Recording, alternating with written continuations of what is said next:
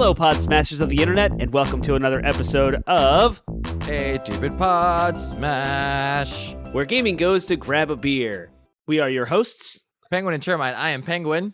I am Termite, and we are a weekly video game podcast smashing together ideas that you care about with video games. That's right, and tonight we are talking about probably what could possibly be the most definitive issue of the human species. It could be the very thing that we overcome, and through overcoming it, we will, secure our place in the cosmos, at least for another several hundred years, or we will destroy ourselves, and maybe not completely existential annihilation, but, set us back to a couple Stone Ages ago. Yep. And that, of course, is we're talking about in the environmental climate change, environmentalism, environmental impact. Specifically, though, how is gaming contributing to environmental issues, or worded otherwise, what is the environmental impact of video games? Spoiler alert, it's a lot. Yeah. Oh, gosh, it's a lot. So, yep, how is gaming ruining the world? Not the way that our parents thought it would, but the way that it actually is. So that is what we're talking about tonight, and we'll jump into it. Don't worry, we're not complete doom and gloom here, and neither are we going to be like wagging our fingers at anyone. Like, this is a problem that is bigger than any one individual or a group of individuals would be able to overcome on their own.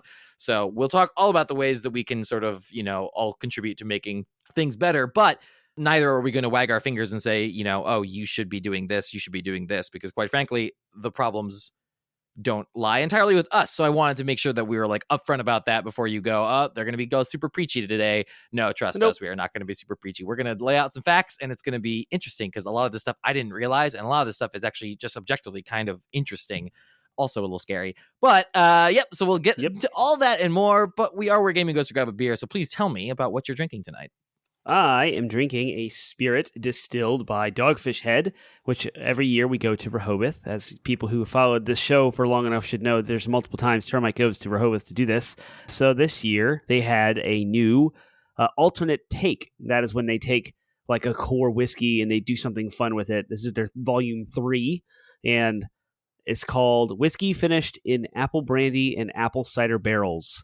So it is I'll read the little bottle because they always have a little fun write-up. In the analog age of music, artists recorded take after take, experimenting with alternate sounds until a great record emerged. For this take, we harvested our whiskey and finished it in our own freshly emptied apple brandy barrels, as well as Angry Orchard hard apple cider barrels. Enjoy aromas of warming cinnamon and wildflower honey with a taste of fresh green apples, buttery dry oak Chardonnay, and roasted chestnut. I haven't taken a sip of it yet, but it smells like that. Yeah, I just realized that we haven't done this in like enough time that I've forgotten how to do this, and I poured my drink, but I forgot to bring the bottle back. The bottle is sitting on my counter right now, but I can tell you what it is. It is a Sam Adams Lemon Rattler, I think. Porch Sipper or Porch Rocker, I think is what it's called. Mm-hmm. A seasonal beer. Very good. Very, very sweet and drinkable, and it's like drinking it's as close as I think a beer can get to being like a hard lemonade. Well, it's like that. That's got really that sweet flavor profile. Not as sweet as lemonade. Again, it's still got that beer, still got that craft beer, Sam Adams kind of, dryness on the back end of it. But that like front little burst of lemony sweetness is very noticeable. And I like it because I've got a sweet tooth. But if you don't have a sweet tooth, I would stay away from this seasonal one. It's good though. I like it a lot. So I would, again, it's perfect. It would be perfect for sipping on the porch in the hot summer. So if my porch weren't a complete wreck, I need to, like, my porch is a mess, dude. Like, it's falling apart. I need to literally redo the whole thing, but who has time and money for all that? You mean like pull boards up and put new boards down, redo? Yeah, and honestly, the floorboards aren't even the worst part. It's the guardrail and the pillar supports and stuff like that. Like, they're literally falling apart. The irony is that it's the cleanest it's ever been because we actually got sprayed for bugs this summer, and so like now we'll get like the moths and stuff, but like there used to be like tons of just like swamp filth all over our porch, and it doesn't have swamp filth anymore, which is great. So anyways, I digress. I'm digressing a lot. It's good beer. Check it out. Very good. So we talked about beer. So for the listeners, you have been, the listeners benefit. You've been, for them, they've gotten an episode every week, but that's because we front loaded the crap out of our recording in June. And since the second week of July, you've been MIA. Actually, since the 4th, right? Since after the 4th. July 4th was my last day home. I'm back. Pretty much the entire month of July, he was gone. So he's back now. So a lot of things happened. So obviously we don't have time to talk about everything, but is there like either here's what we can do. Either we can talk about like the standouts, like something that happened in the you can save your adventures for favorite things, but like something that happened in the gaming industry that normally we would have talked about had it happened. You can either do like the one that stands out, one or two that stand out, or we can do like a lightning round of the things that we were like, oh man, I wish Termite were here to talk about this well, or I wish that you could have talked to me and had access to internet to talk about. Does that make sense? Like we can do a lightning round of kind of all the major ones, but it have to be like snap fast. The day after I left, I still had internet because I wasn't gone, but I was away from town and we weren't recording. But God of War Ragnarok has a release date now, November 9th. Yep. So that was cool. Yep. Tiny quick comment, then we'll move on to the next one. I think I mentioned to you, the last half of this year is going to be like a weird mirror of the first half of this year in the sense that like a lot, like 3 games, just like the beginning of the year, 3 games are all coming out in close enough succession to one another that it's going to be very hard to manage the timing of them. Bayonetta 3, like I think 2 weeks later is God of War Ragnarok, so I'll have 2 weeks to play Bayonetta, God of War, and then after that, it's Crisis Core in December, so it's like a month between God of War and Crisis Core. It's gonna be a fun fall winter. It's intense. And then if Callisto Protocol is any good, that'll be like a 4th one, right? So that's actually like a light fall. That's funny. That's a light winter fall break. Only 4 games. Usually it's like 6.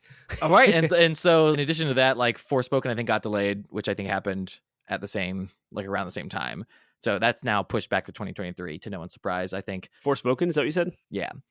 So the other thing that I was excited, one of the other things I was excited about to talk to you about, and I even posted in our Discord chat because I was so like bereaved that you were bereaved. Well, so Bayonetta 3, well, as I hinted at, Bayonetta 3 now has a release date as well, October 28th.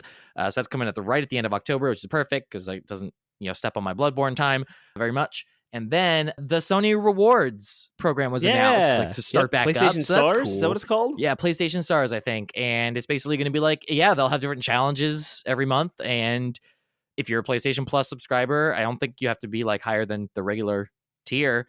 Then you might get Stars. Oh, I was going to read something. Go ahead.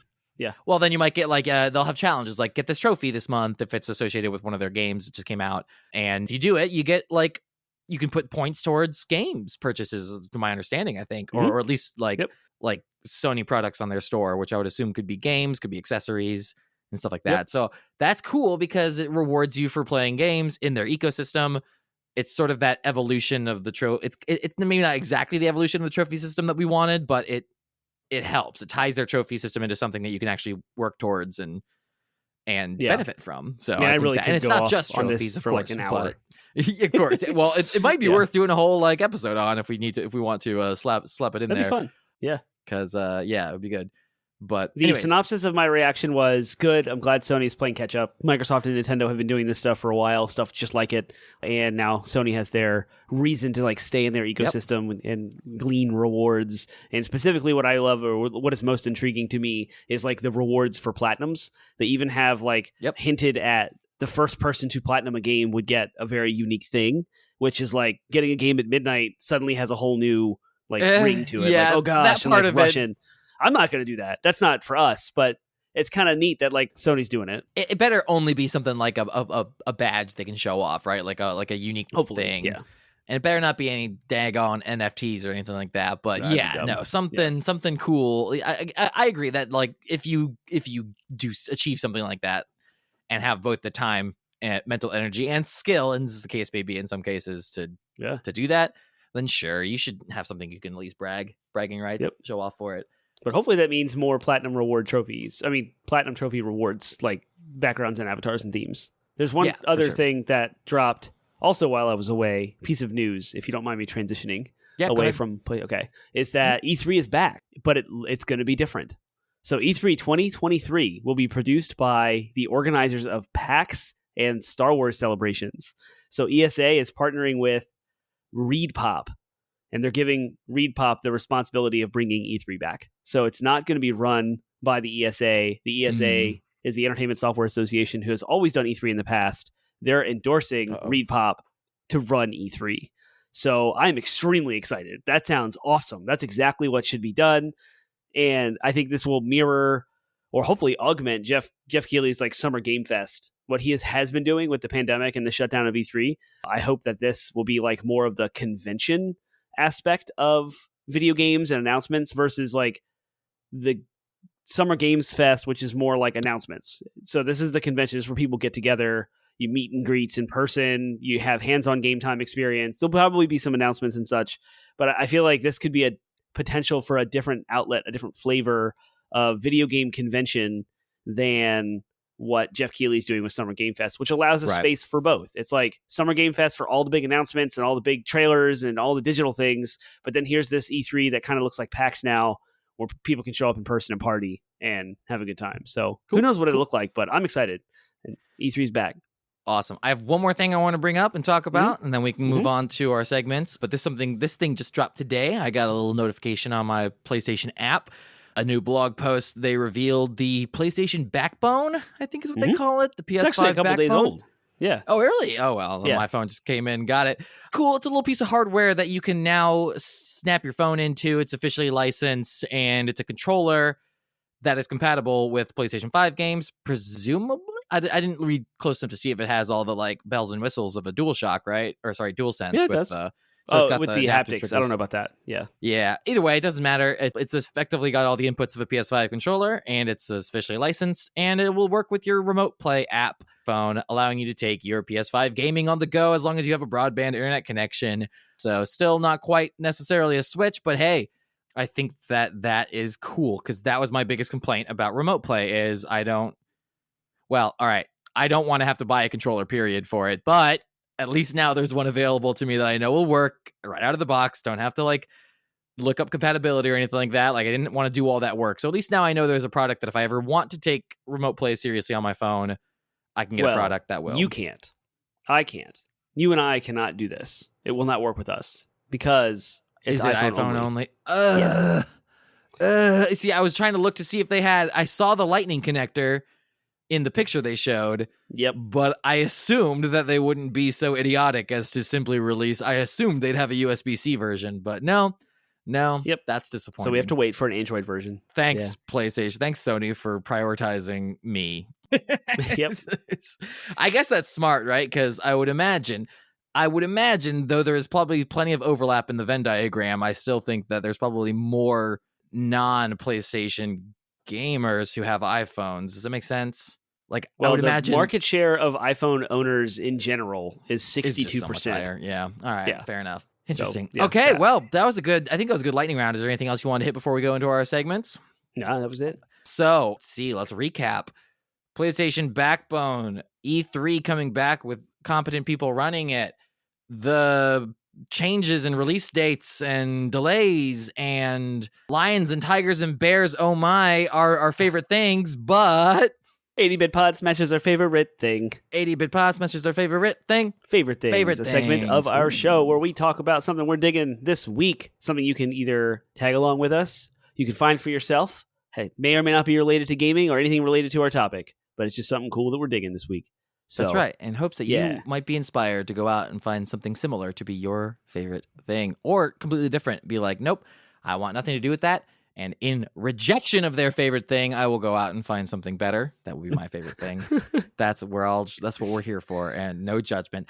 I'll start. My favorite thing is pretty simple. I mean, there's a lot that's happened right in the last 3 weeks, I suppose, or maybe not much at all. But two things. Number one, it's my daughter's birthday today, and she is 1 year old, and my mind is freaking blown that I have that she's one, right? Like, time. And then finally, my favorite my favorite thing is I've been greatly enjoying and benefiting from. I think I had mentioned that someone had gotten me a Roll20 subscription in one of the other podcast episodes, but now I've experienced what it's capable of. I've on the back end kind of it, and man alive, does like I'm sure I could play D&D and run an efficient session without it. Of course I could.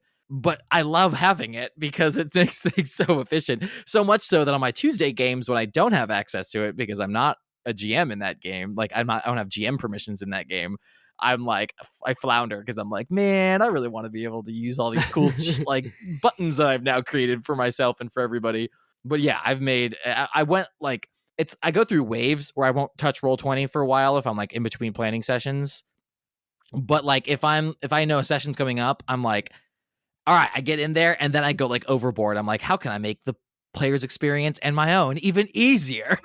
It's just like, and I just get into the macros. So the funny thing is, it's ironically taught me more about coding than I think I've learned in my life about Sweet. anything. Welcome to the dark side. I mean, I'm not going to say I'm good at it, but I now know how to look up. I know how to look up like a template text basically, and then copy and paste it, and then I have a pretty good idea. It's some trial and error, but I have a pretty good idea as to where to like, all right, I'm going to now insert this in this place, and it's going to have the effect that I want, as opposed to what the template has. And yeah, I've sort of enjoyed that. My one complaint about Roll20 in general as a platform is I really, really wish they had a phone app that was not hot garbage, right? They have a phone app, but like you can't do basic things like manage character sheets and stuff from it. And I'm like, okay, then I don't have any interest in doing it, like using it. So I really wish they had a better phone app. But other than that, it's a fantastic platform if you ever want to get into tabletop role playing at all. It's worth the like $9 a month that I can't even say I spent on it because it was a gift. So it's worth the $9 a month that was gifted to me. So yeah, that's that. Roll20. Very nice. My favorite thing is being home. That's it. That's that simple. That's it. I've been gone.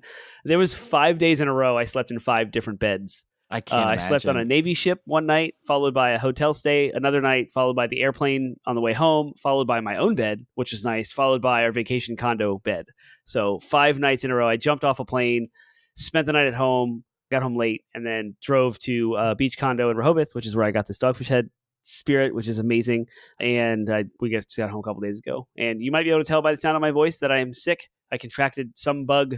My kids were sick when I came home, so I'm sure they gave it to me or whatever. It's them first, then me. So I don't think I brought it home to the family. They brought it to me when I got home. So I'm recovering from that. Yeah, being home is awesome. Today is Monday, and it was a regular Monday. It was my oldest son at summer camp and my youngest son at daycare, and I worked. Actually, I had to go get some stuff done with the car, so I was working from like the car shop workplace that you would take your car to a shop and have like an office to work in. But anyway, normalcy, like it's awesome.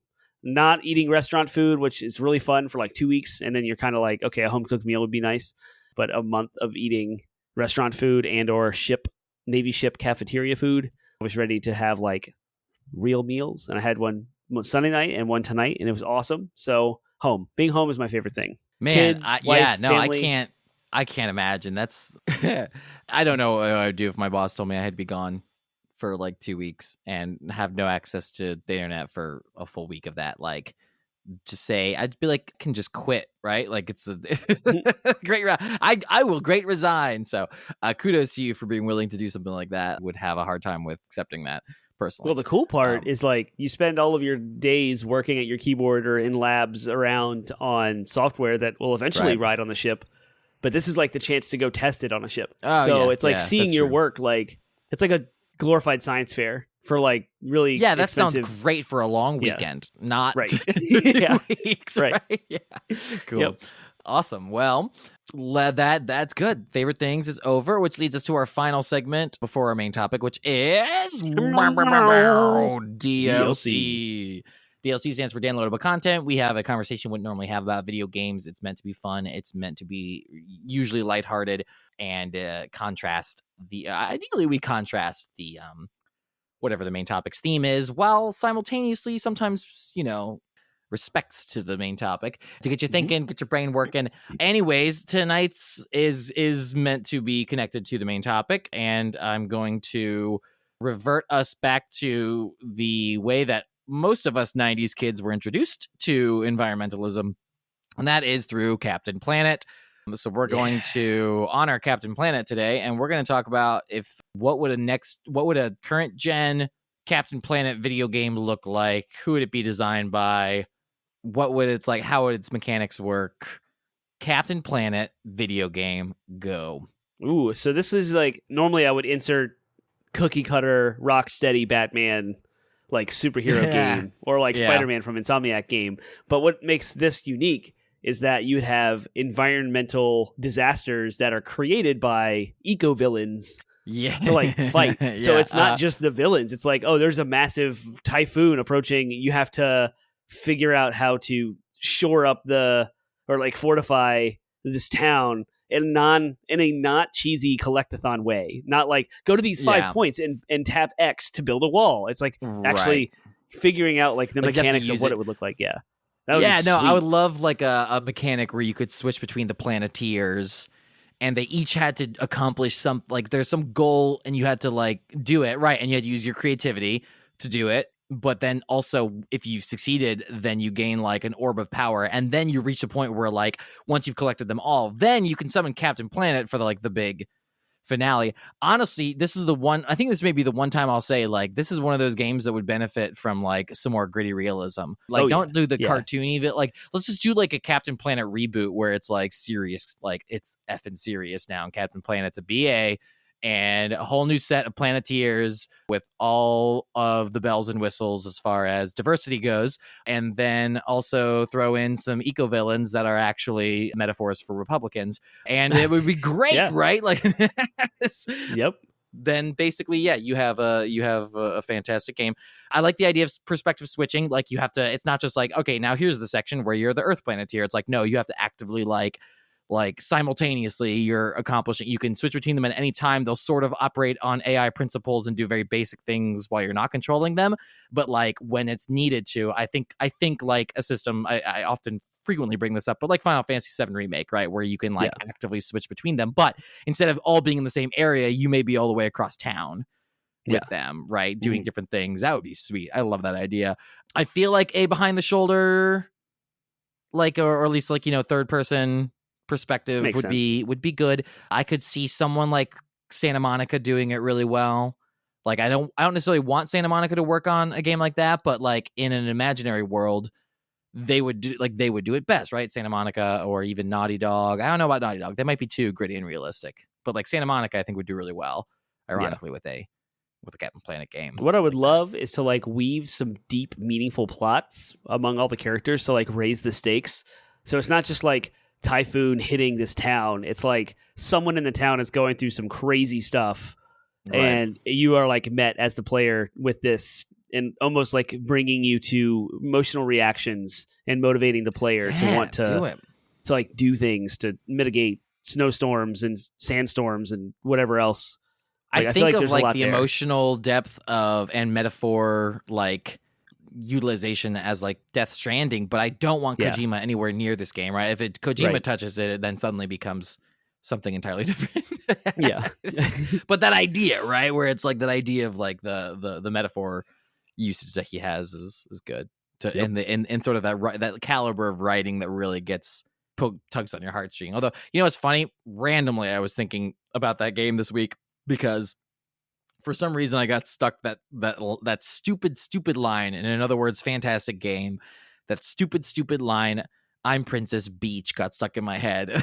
I just kept saying it. I was like, I'm Princess Beach. Yep, I was thinking of that game because we were packing up a bunch of stuff, and it was cumbersome to like lift and carry things, and I was like, oh, this is like Death Stranding. Yeah, that's funny. Cool. All right. Although immediately my mind began ideating. My ADHD mind was like, ooh, an encumbrance system in D&D designed after the Death Stranding, like having mechanics. All the separate like, you can carry things in your hands to reduce the load, or you can carry, you have several different like making it like a slot-based system, each slot having its own amount of weight and size of object. And if you over-encumber the right leg, you start veering to the left. Yeah. Or to the you right. Have disadvantage on all attacks to the that you make. I love it. That's where my brain goes nowadays. Is every good idea I see, I have to incorporate into D&D some way, shape, or form. Anyways, but this is about Captain Planet. When you summon Captain Planet, like you get flight, you get like all the powers combined and all that stuff. What else is it like to control Captain Planet? It's like, how long does it last, right? Are we talking like you get to play as Captain Planet for an hour? Is it literally just till the end of the mission? Can you still switch back and forth between the Planeteers, or are they useless? Like, how does Captain Planet, if it's all about Captain Planet, we talked a lot about Planeteer gameplay, but like Captain Planet. Yeah, the Captain Planet stuff, like I think it's at the end, right? It's whenever they're overpowered, like the kids can't do it anymore, so they summon Captain Planet, and so it's going to be story driven. So you play Captain Planet as long as it takes to get through the plot points with which he's done, and then he leaves to the next thing. Yeah. Now, the most important question of the podcast: who's he voiced by? Ooh. Are we Troy Baker or Nolan North as Captain Planet? I could go either way. Ooh, how about David Hayter, the voice of Solid Snake? There you go. The OG voice of Solid Snake before he was replaced. The power is yours. Yeah. Yep. It's good. It's good stuff. All right. Well, we want to hear your thoughts. What is your ideal Captain Planet game? Who is it made by? Fill in any details that we missed. Would you prefer it to be a real-time strategy game? Would you prefer it to be a Captain Planet MOBA where you have one side of eco-terrorists and one side of planeteers? Maybe it should be a mobile free-to-play card game. How about a gacha? Yeah, gacha game where you can collect more planeteers. My heart ring is shaped out of gold. Your heart ring is bronze. I'm better.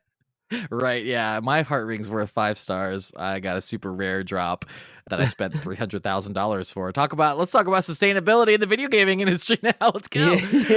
All right. Well, great. Yeah. So we want to hear your thoughts and more, but we're going to take a quick interlude before we start to tell you where you can share your thoughts and ideas if you have them. Share with me how excited you are that Termite has returned and you're getting new content on 80-Bit Pod Smash over at 80bitpodsmash.com, 80bitpodsmash.com. It's our landing website where we have links to all of our social media outlets, Facebook, Instagram, Reddit, Twitter, as well as our Discord server. You can start up a conversation there. So please go check us out. Ask us all of your questions, thoughts, comments, concerns. Share with us.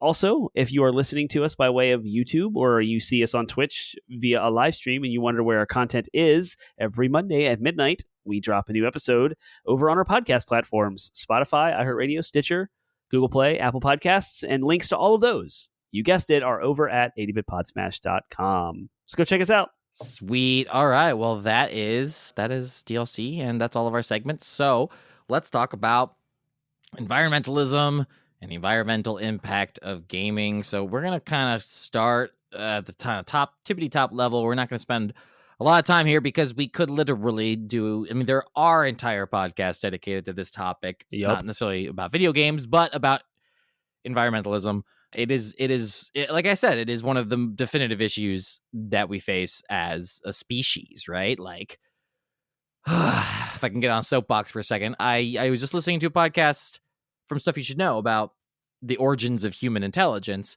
and they said, like, as human intelligence evolved, as a way to answer like problems that we face as a species, the irony, of course, is that intelligence, the tool that is intelligence, often creates more problems than it solves and requires us to continue to evolve our intelligence in order to meet the problems that we created for ourselves.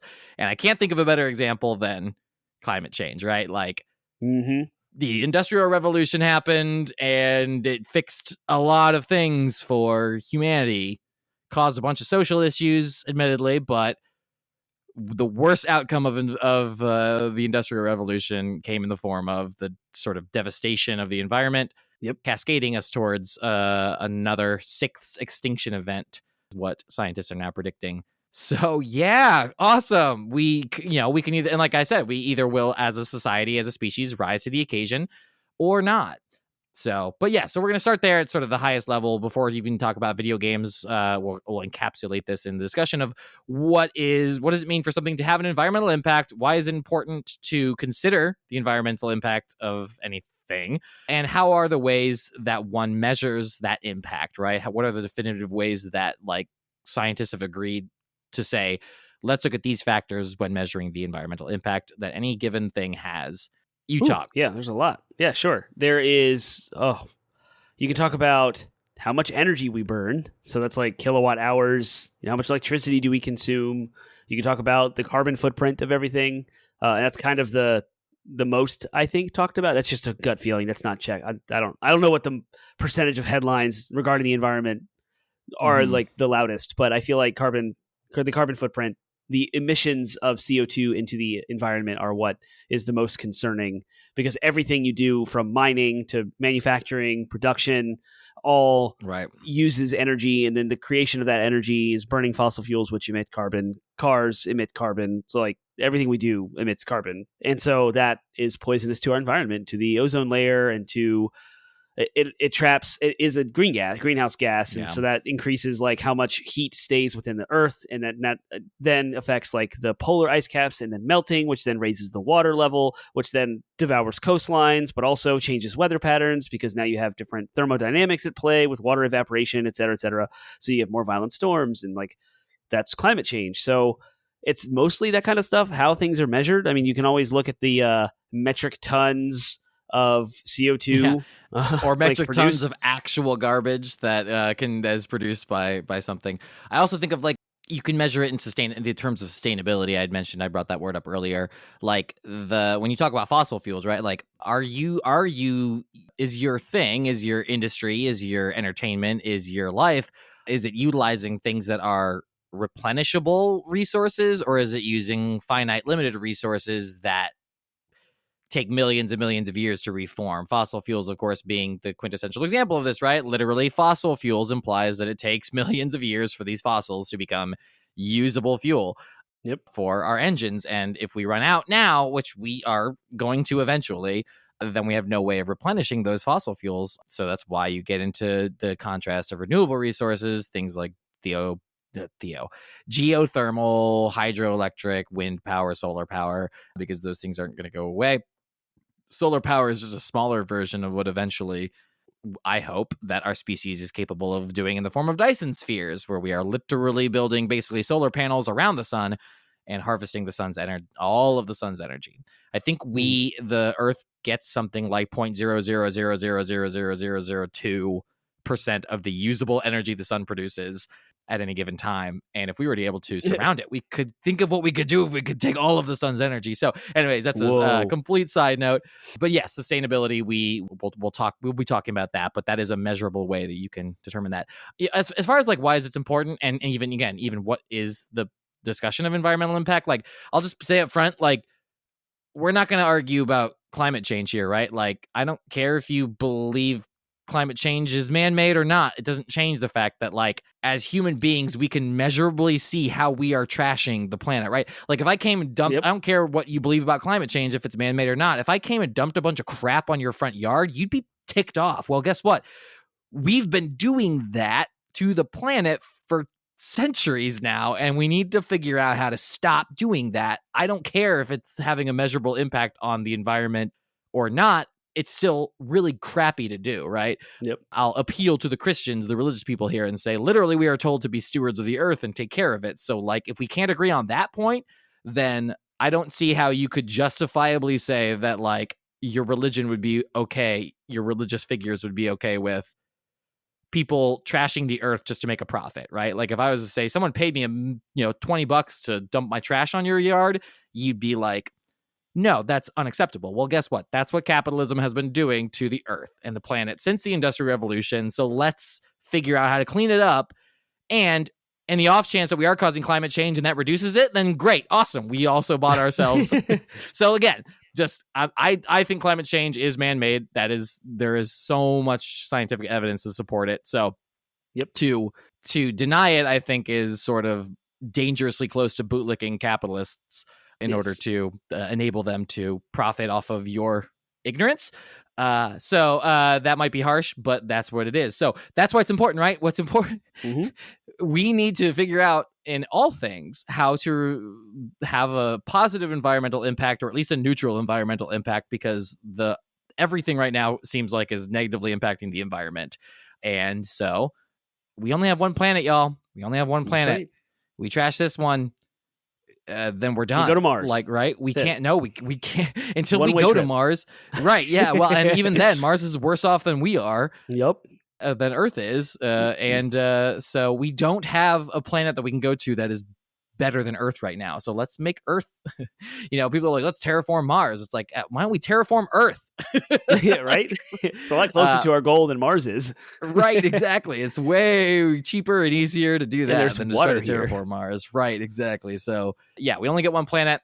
I agree that at some point we should create a backup planet, absolutely. But like, seems easier to at least clean this one up first and get it into a good spot, and then to try to ensure some sustainability, and then work on the backup plan, right? But just for clarity, you did touch on a lot of different aspects. We focused on climate change, which is like the carbon emissions and changing the environment and climate. But you just mentioned, you also touched on like waste and stuff like mining and cutting down trees, and those like wreck animal ecosystems, which change like the nutrients of our soil and like the food that we eat, and like those might not necessarily be directly related to climate change, but those are also environmental impacts. Oh, absolutely. Both on like ecosystems and our health and well-being as far as food and how we treat animals, and like trashing the ocean, how that affects stuff. So I mean, there's a whole and resources too, right? Like it's a crazy fact. Even if we are to, even if we got knocked back to the Stone Age, you might think, oh, well, the next group of humans, maybe they'll get it right. Nope. They're going to be at a severe disadvantage. And you know why? Because we've already mined all of the most easily accessible metals on the planet. They're gone. You know where we get our metals now? We like dig and drill deep into the earth, and they're talking about possibility of asteroid mining happening in the next 50 years, which is awesome. But if like there's no one who knows how to operate the machines that mine the asteroids, then well, those people are screwed, right? Yep. So like, because there's nothing else to mine. The Cosmo effect on mining asteroids over the course of centuries would be on the galaxy, right? Yeah. Suddenly, like the Milky Way is collapsing. Oh yeah, no good deed goes unpunished, right? Yeah, no, for sure. You think, oh, asteroids, that's a fair, easy, no. That's what we're gonna find out. We're gonna find out that like, there was a civilization before us that had Dyson spheres all across the universe, and guess what? They wiped themselves out because the Dyson spheres had some unanticipated effect on galactic health. Yep. Yeah, for sure. Anyway, so then let's talk about video games, right? Like we're gonna now take that and we're gonna jump right into the question of video games. What are the biggest ways that the video game industry and culture has affected the environment? That impact.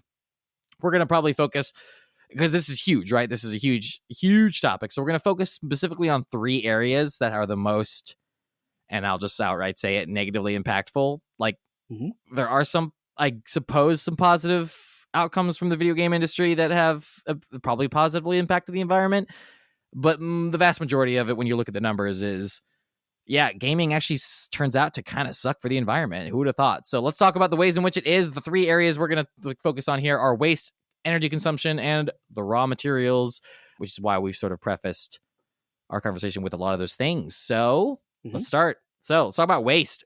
Sure. How much waste does the video game industry produce a year? Because this is staggering, man. This isn't specific to the gaming industry. It's lumped into e-waste, and it's impossible unless someone is like doing really, really granular studies on like e-waste, on what percentage of all e-waste is video game consoles versus just like tech, like TVs and phones and everything we use. So all I have are like metrics on e-waste in general, not specific to gaming. But according to the UN, the world produces 50 million metric tons, which is approximately 55 tons of e-waste yearly. 1 ton is 2,000 pounds. So that's what 55 times 2,000.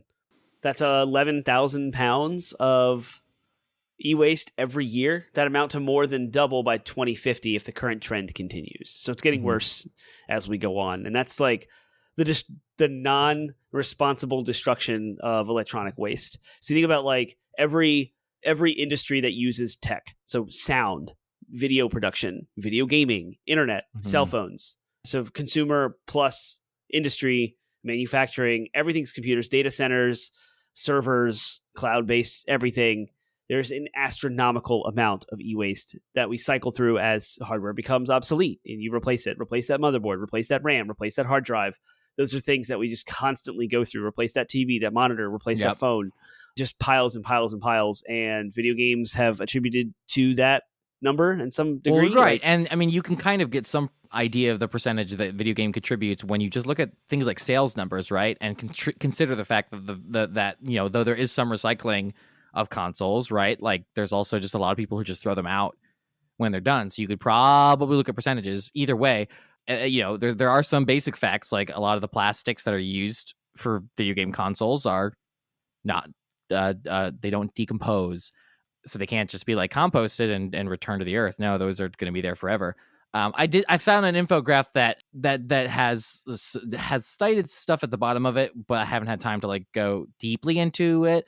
It does look like a fair amount of Wikipedia stuff, but we use Wikipedia all the time, so don't judge them too much. Anyways, they did say that the total pounds of video game consoles sold, I don't know what year this is. Oh, 2012. Okay, so this is back in 2012, so 10 years ago. These are numbers, so imagine how much more now. So the total pounds of video game consoles sold that year was 6 billion pounds, or I think up to that year. So 6 billion pounds of consoles. And if all the game consoles produced by Nintendo end up in a landfill, that's the weight of more than 5,555 statues of liberty. Woo! Yeah. At this rate, it would take Nintendo alone 1,453 years to recycle all games and consoles that they've sold. It takes 0.4 gallons of crude oil to make 1 pound of plastic. So then extrapolate how many gallons of oil if it's 4/10. So if it's 2/5 gallon of oil to make just a pound of plastic, like that's insane. If all games were downloaded instead of manufactured, that would save 2.4 gallons of crude oil, or over 4 times the yearly consumption of this country of Italy. Wow. So there's your argument for digital. Right. Digital well, and then in distribution, addition to that, they said if all Call of Duty games were downloaded instead of manufactured, it would have the same impact as taking 20,000 cars off the road for a year. Wow. Yeah. Nuts. So yeah, like there's some numbers there that are just like I said, staggering. We're talking about just not just waste in the form of, again, 5,000 statues of liberty amount of waste just from Nintendo alone. And that was 10 years ago. Yeah. But also we're talking thousands and thousands of gallons of oil just to make and presumably ship and distribute. Like I don't even think that counts distribution costs, right? How much does it take to distribute, ship all the games that come out in a year? I mean, oil is like the foundation of our gasoline, so maybe exactly. that statistic is including that, and it's because retailers have it just to stock says to make. It just says 0.4 gallons to make 1 pound of plastic. To make one, that's just the production of the plastic. Yeah, if that's just that, then you have distribution, you have trucks, you got stores, retailers that are burning electricity for that I think is the biggest argument like I've ever heard of. That might be one of the biggest arguments for all digital. Yeah. That I'd not even ever considered, right? I'd only ever considered the how does this affect me? Right? Not even sitting here thinking, oh my gosh, right? Like, again, Microsoft forward thinking enough. Like, if they had just come out and said, this is 2012, if they had come out with this infographic and been like, you all are destroying the planet, we're going to force you to go all digital, they would still have gotten a bad reception. Pill to follow. Yeah. I don't know. I think they still would have been like, how dare you? Yeah. But, crazy. So, anyways. So there's your waste, right? Yeah. And so that's just one aspect of like consoles and PCs, right? That's the physical existence of the thing that you can touch. Now we're going to talk about energy consumption, which is while it's plugged in and you're playing it or it's being used for things. This sucks. This sucks because this is on us. Now, granted, like it takes energy to make the games and it takes energy to, I'm sure their servers and stuff, like I'm sure these big companies are just like draining. But honestly, no company in the world has enough energy drain to match what the consumers are doing, right? Like consumers are probably the vast majority of all electricity users in the nation. And if you're wondering, well, how does energy consumption have anything to do with the environment? Well, the power companies are the ones who are utilizing these fossil fuels, which we've already discussed, not only release a bunch of toxins and stuff into the air and, wreck the planet, but also in order to get those fossil fuels, they have to do things like drilling and all kinds of extrication. And they have to transport that stuff from, Alaska or the ocean. So those oil spill, like there's measurable impacts that the power companies have on. And I think only 5% or 10% of our energy comes from sustainable sources right now, which is great. That's like a better number than it was 10 years ago. Mm-hmm. But it's still nothing near the amount that comes from these unsustainable sources. Yeah. So every time you plug anything into your house, whether it's a blender or a video game console, your demand is contributing to a problem. And granted, that's not finger wagging. It's the reality. You can't function in this world without plugging in. So it is what it is. But, let's talk about what it is then that video game consoles and this industry, this culture is doing to energy consumption. I'm going to start with the worst offender here, which is gaming PCs. You PC gamers, Nazis, gaming no, PCs. just kidding. Just kidding. Not Nazis. I retract that statement. I walk it back. Gaming PCs contribute. They burn 1,400 kilowatt hours. They pull 1,400 kilowatt hours per gaming PC yearly. Excuse me. That's the equivalent to so per year, 1,400 kilowatt hours per gaming PC. That's the equivalent to 10 consoles, or the equivalent to 6 normal, like standard PCs that are just doing office work, or 3 entire refrigerators. So if you want to continue to upgrade your graphics card and upgrade your power supply and do your streaming, you could get rid of your PC and buy 3 refrigerators and just run them at their max capacity for a year, and you'll consume the same amount of electricity. Ridiculous. So it's a lot. There were studies done on I'm going to talk about the current gen consoles like PS5 and Xbox Series X, because they do have energy efficient. They're environmentally minded like they're built and planned. R&D is happening to make them better for the environment, but they're still consuming the upwards of 200 watts per time. Like it draws 200 watts while you're gaming, and so like that stacks up for hours, however long you're doing it. So back in October of 2019, $5 billion per year in energy expenditures across the United States, or 34 terawatt hours per year, which is 2.4% of the residential electricity nationally, with 24 metric tons per year of associated carbon dioxide emissions, equivalent to that of 85 million refrigerators or over 5 million cars. 2019, that was before the current gen consoles. So it was last gen, PS4, Xbox One. They drew a little bit more power than the current ones do. So they've gotten a little better. But yeah, 5 million cars, 85 million refrigerators. We're drawing a lot. We're pulling a lot of electricity. And I also saw that, and I don't have the article to link. I was doing a bunch of research and had a bunch of tabs open. Apparently, there's a lot of folks, myself included, that use our video game consoles to stream shows, like TV shows. And the amount of power a console draws versus like a Roku stick is like 10, 15 fold. And so we're just consuming gobs of electricity for no reason, when we could just use the native or just TV use app. the native TV app built in. That's just Yeah. Well, I'm noticing the infographics I saw I noticed there's a huge missing piece here, and they didn't touch on mobile gaming. So I did a quick lookup, right? I just did a quick lookup, and if you were to drain your battery, like use your phone in such a way where throughout the day you drained enough battery that you had to charge it, then your annual kilowatts per hour consumption would be 2,000 kilowatts. So arguably mobile gaming might actually be the worst offender, right? Because the likelihood, I would imagine, that mobile gamers have to frequently charge their phones throughout the day to sustain mobile gaming might actually be higher than...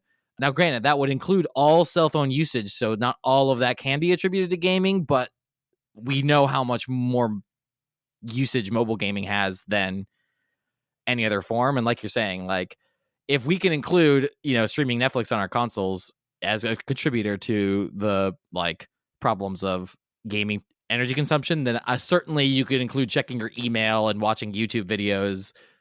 Lump that in with anytime you have to recharge your phone. If you do it daily, which I do, admittedly, I charge my phone daily.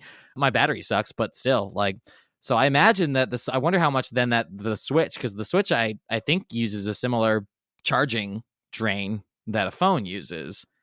So I imagine if people are recharging their Switches, I bet the Switch might be the least energy efficient console now on the market.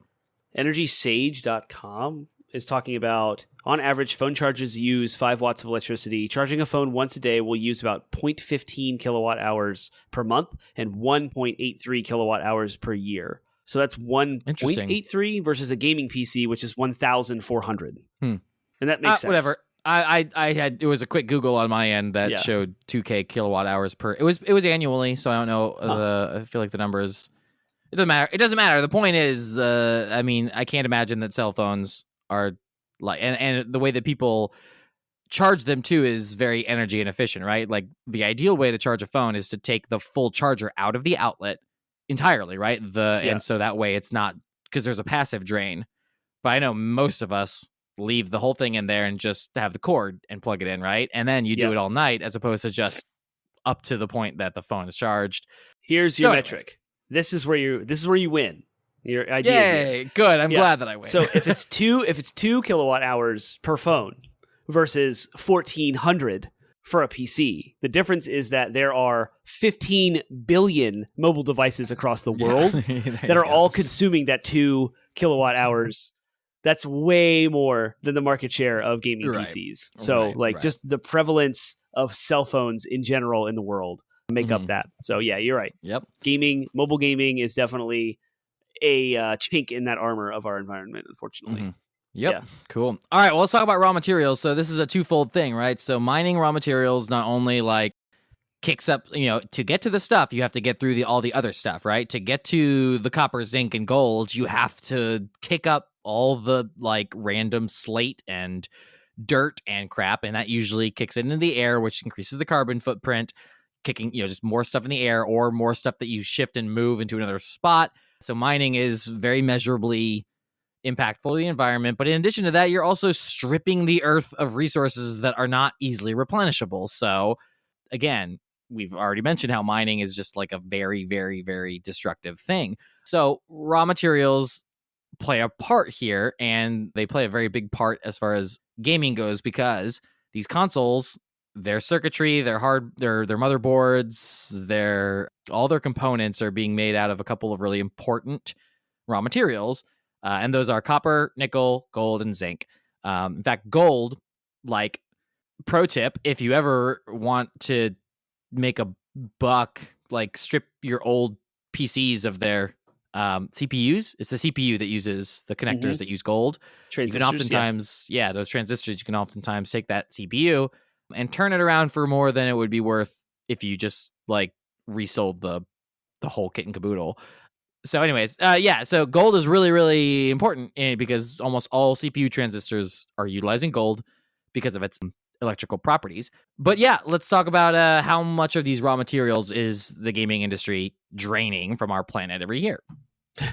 The manufacturing of just the PlayStation 4 has produced 8.9 billion kilograms of carbon dioxide since its release in 2015. That's more than Jamaica's total emissions for just 1 year of 2017. And that's that's from mining specifically?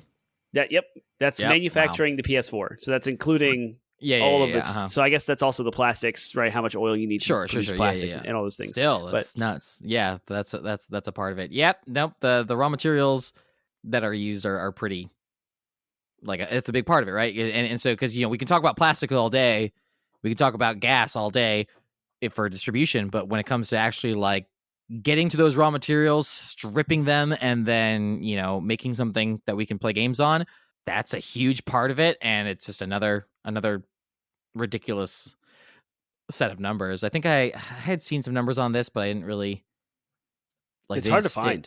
It is. It is hard because, again, there's not really a lot of transparency. There's not transparency required, especially considering you're dealing with international organizations that have different laws in regards to transparency. But yeah, no, it's a lot. So yeah, we don't have as many numbers, I think, on the raw materials point here, but I feel like that's a big part of it, and we would be remiss if we didn't talk about it because it's one of the things that's often talked about. So you can check out, hopefully we'll link off to some sources here that will help you get an idea. I'm seeing like a pretty good Wired article on it from 2020 called Next Gen Gaming is an Environmental Nightmare. And then also there's some ecomediastudies.org has a good, that was the infographic I got from August from 2012. And then there's this DW article that came out actually recently that talks about some of the ways that they're actually, we'll hit back on there because it talks about some of the ways that the industry is trying to address these mitigate issues. This stuff? So, yeah, cool. All right, well then I guess that is the next question, right? That's where we can move on to is we had talked about which gaming platforms are the worst. So yeah, what can producers, and by producers I just mean in general, what can the industry, people who make games, whether it's the publishers or the developers themselves, what can they do to reduce these impacts? And then we'll talk about what consumers can do and what can lawmakers do. We don't usually throw that one. Usually it's what can the consumers do, what can the producers do. In this case, there's also a lot lawmakers can do, which therefore turns around to what the consumers can do. And what effect would any of these have? What would the consequences be, right? So like, no good deed goes unpunished. If producers were to take steps, if consumers were to take steps, and if lawmakers were to take steps, what effect do you think it would have on gaming that may not be either intended or may have to be something that we tolerate? Yeah. Producers Go up. first. What can they do? Yeah. What can they do? What can they do to make Okay, games some more? studios like Space Ape have already committed to going carbon neutral. They've implemented strategies like offering a shuttle bus to work, switching energy providers, and offering extra bins for recycling. They're small changes, but if every major gaming company made them, the industry would be at the forefront of energy efficiency rather than lagging. You could also say nonprofit organizations like Playing for the Planet. Many companies within the industry have joined this particular initiative to take action on climate change. In doing so, they made commitments to support the global environmental agenda. That includes everything from recycling plastic in their products to carbon offsetting by planting trees across the world. Because so many major players have joined this alliance, they have the privilege and responsibility to share their efforts with their audiences, which should have a positive global impact. So, yeah, there's like your office, your studio.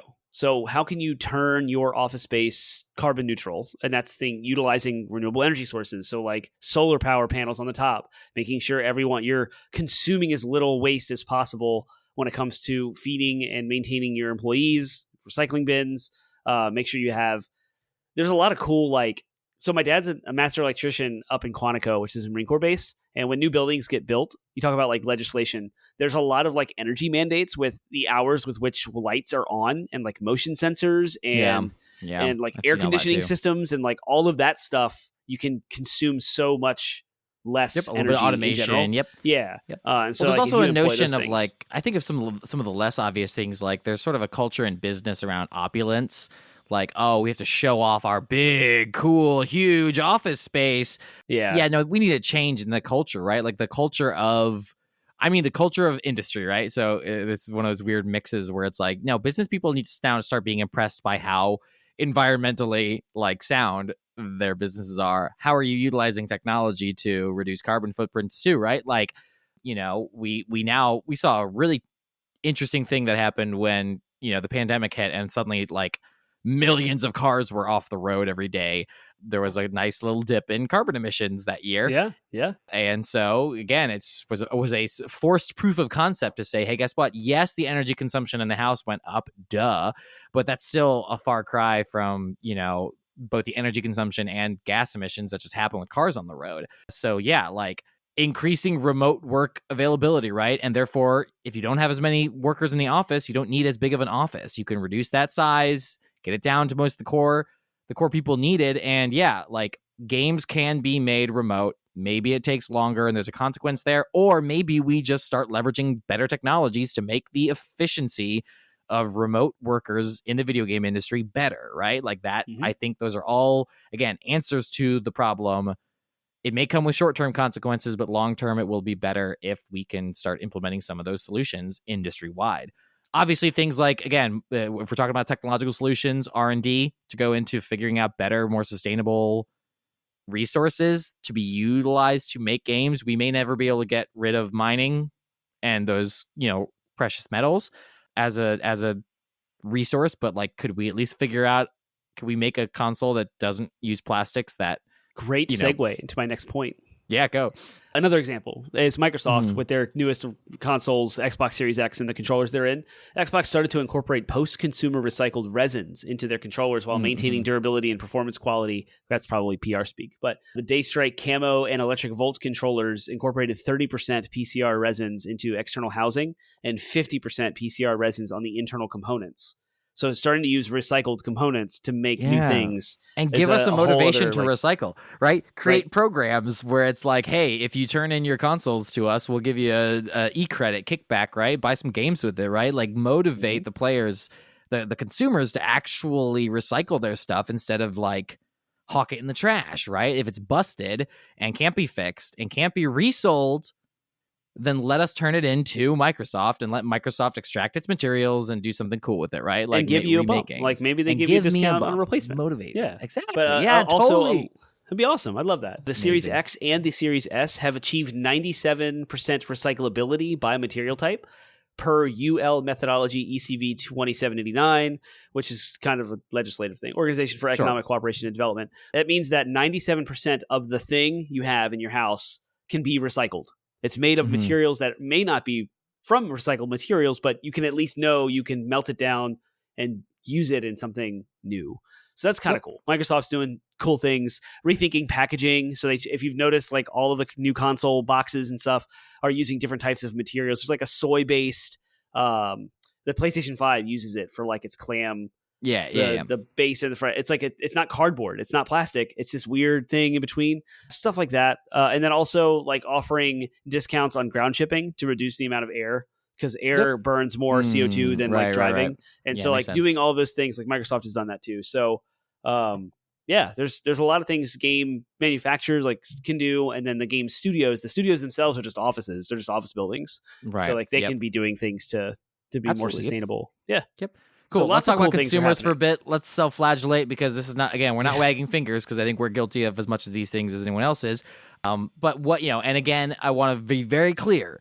The primary burden of responsibility for fixing the environment lies with the entities and organizations that contribute the most to that impact. So yes, that does mean that primarily the people responsible are the corporations that obviously have a higher footprint than the average person. That said, corporations are just trying to meet a demand that is there. So what can consumers do to either mitigate their effect on the demand or take actions to, actions themselves? Again, there's a very big whole line in environmentalist thought that's like, hey, don't completely blame the consumers. Like there's this push to make recycling and sustainability something on the consumers' burden, so that, corporations can continue to trash the environment and be like, well, if it's anyone's fault, it's the consumer's fault, right? No.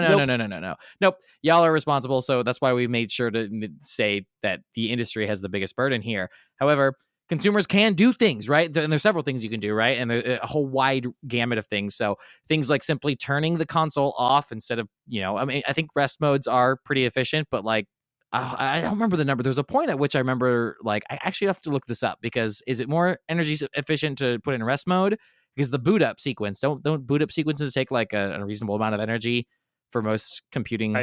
I think if you turned it off, you would be ahead. Like the boot up sequence wouldn't draw that much more power. I think it does matter amount of the time. If you keep turning it on and off throughout the day, constantly, every time you use it, then it's going to probably be a bit more draining. However, if you turn it off at night for an 8-hour, 12-hour, 10-hour chunk of time, then it's probably going to be more energy efficient than. And I'd even go as far as saying, if you turn it off, like even just go as far as like unplugging your power strip from the wall if it's easily accessible, right? Because that, again, doesn't drain as much power in an idle state.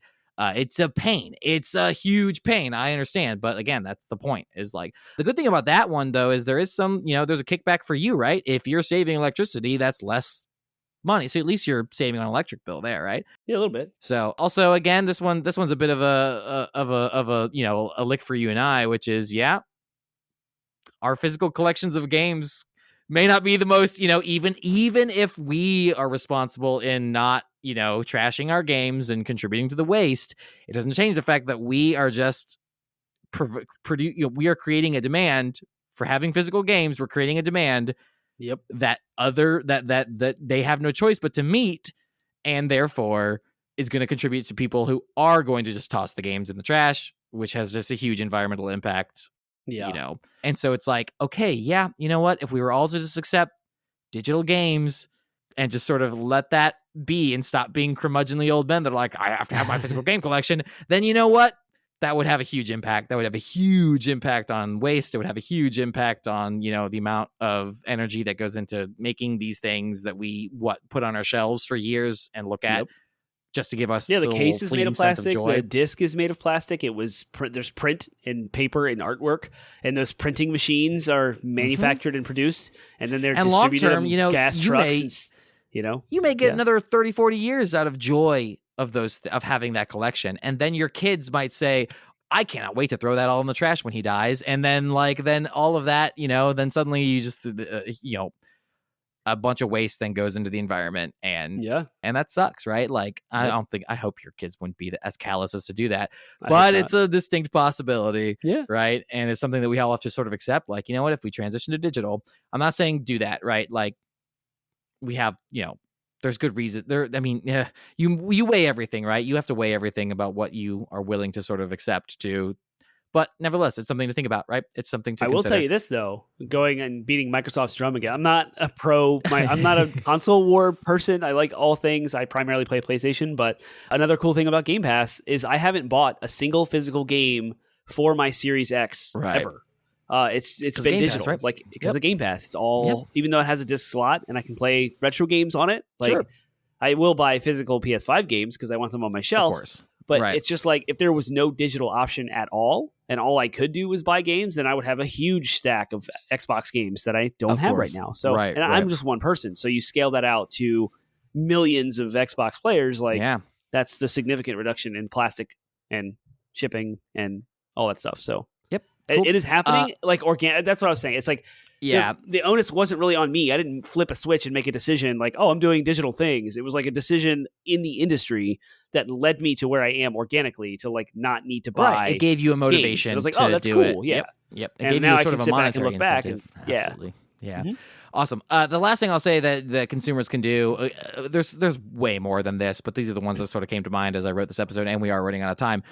I would say vote, right? Vote, because as point 3, as the last sort of responsibility, I think lawmakers have a responsibility to look at this too and pass laws that would force companies, right? Like that is their role, and that is why they exist. And I know there's a large political party that comprises about 50% of our voting population that hate the idea that environmental favoring lawmakers would dare force good-natured and good-hearted capitalist oligarchs to, cut into their profits even slightly in order to, save the planet and say, or no, again, we're not even talking about, people use the term save the planet, but no, it's more like save the ability for humans to live on this planet, because the planet will be just fine without us. Yep. It'll just be different. It's us who have to live here.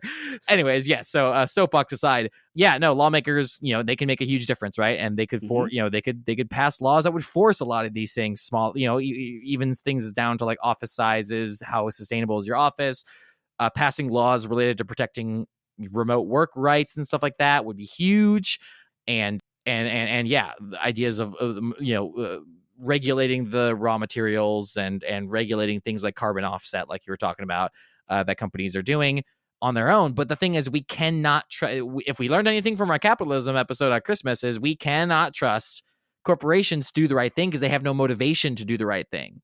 Right. Unless the consumers force motivation upon them, then the only other persons capable of doing that are lawmakers. So, that's one of the roles of government, whether you like it or not, is to regulate and protect the consumers in order to have both a healthy economy and a healthy well-being for the populace. And that includes, whether you like it or not, a healthy environment.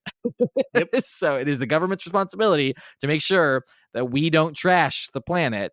And if you put that onus entirely on either consumers or corporations, then you're going to have the same problems that we've been having for the last 30, 40 years, which is they're not going to do jack crap about it because they have no motivation to do jack crap about it. So, there's been, I don't know if vote. There has been a sweeping war in Congress between legislators pushing for fuel efficient vehicles and electronic vehicles versus automakers and litigators, that's lawyers. Yep. There's a giant push against lawyers automation who are being in paid. cars. Let's be clear, they're being paid to benefit the people who benefit the most. Yeah. Yep. And so if they can do it in the auto industry, we can do it in the gaming industry too. So keep an eye on, keep your ear on probably the pulse even more easily because, there are a lot more people who are environmentally conscious within the workforces of those places, those organizations. So they should be. It'd be a matter of, again, this is another good idea or another good reason for unionization, right? If there's unions, then unions of workers can also push for their companies to be more, can apply that pressure from multiple ends. If the consumer's applying pressure, unions are applying pressure, and government's applying pressure, then corporations are much more likely to bend to that pressure. If you have a union that consists of like the highest talented developers in the world, and you're Disney and you want to make a game and you have to have that group, and that group will refuse to work with you because your environmental standards aren't up to par, then there you go. You're going to change. Huzzah. Boom. Disney's probably like one of the companies like at the forefront of environmental like impact reduction. Disney's awesome, but who knows? Are they? I don't think Disney's awesome. I love them. I think Disney has convinced everybody they're awesome. But Ooh. I'm a skeptic in general. So, all right. Well, final verdict: yes or no? As a species, are we screwed? If things don't change, yes. I'm just gonna say I don't think they're gonna change. I'm sorry, I think we're screwed. But that's not a eat, drink, and be merry because tomorrow we die. That is a like keep fighting, keep trying to do better, everybody. Yeah, that's all we can do. And that's what I meant in my sentiment. If everybody, if there's one thing that should bring everyone joy, it's proving me wrong. And this is one of those areas where I'm like, please prove me wrong, society. Please prove me, put egg on my face and say, he said that we were screwed. But look, we turned out and we made a Dyson sphere. And I'll go, yay, we made a Dyson sphere. That's what I wanted anyways. So yes, if the motivation to being better is to prove me wrong, then please, by all means, prove me wrong. I want to be wrong. But all right, cool. Well, that's the show. So we want to hear your thoughts. If you just want to trash us and say you guys know nothing, you're idiots, you got all your facts wrong, here are the real facts, here are the alternative facts, then please. No, I don't want alternative facts. Yeah, no, just keep that. But if we did legitimately get an actual fact wrong, then by all means, please correct us where we need correction. But otherwise, we are not opposed to naysayers. We are not opposed to having discussions with people who disagree with us. So do not hesitate to discuss with us if you have a different point of view. But again, opinions are like buttholes. Everyone has one, and most of them stink. So just all of them stink, actually. So I mean, opinions are opinions, and we were happy to discuss them, but you're not going to necessarily change our mind about facts. So let's talk anyways. It's a dialogue. This is supposed to be a dialogue. So please interact with us. Termite will share once again where you can interact with us if you have thoughts. Go tell us about how Game Boys wrecked our environment in the 80s and we were screwed over at 80bitpodsmash.com, landing website where you can find links to all of our social media outlets, and you can tell us all about how our facts may or may not be correct, and you can talk to us about your dreams, hopes, wishes, and concerns about the environment. Facebook, Instagram, Reddit, Twitter, and our Discord server is all there. 80bitpodsmash.com. Check out our weekly podcast. Every Monday at midnight, a new episode drops, and you can find that over at Spotify, iHeartRadio, Stitcher, Google Play, and Apple Podcasts, and links galore are all over the place at 80bitpodsmash.com. What are we talking about next week? Next week, we're going to do a series I think we've only done one of so far, and we haven't done it for a while, but we're going to do another gaming what if. We're going to talk about what if the Sega Saturn and the Sega Dreamcast had been wild successes, and therefore Sega was still making consoles. Now, whether it was Microsoft, Sega, Nintendo, and Sony, or whether one of those others were displaced, we'll go into all of those possibilities and discuss what if Sega were still making console hardware. I've got a theory that I'm going to lean hard in. It's going to be fun. It's good. Boom. Let's save it for next week. Yep. We will. See you next week. I said it twice. So nice. You did.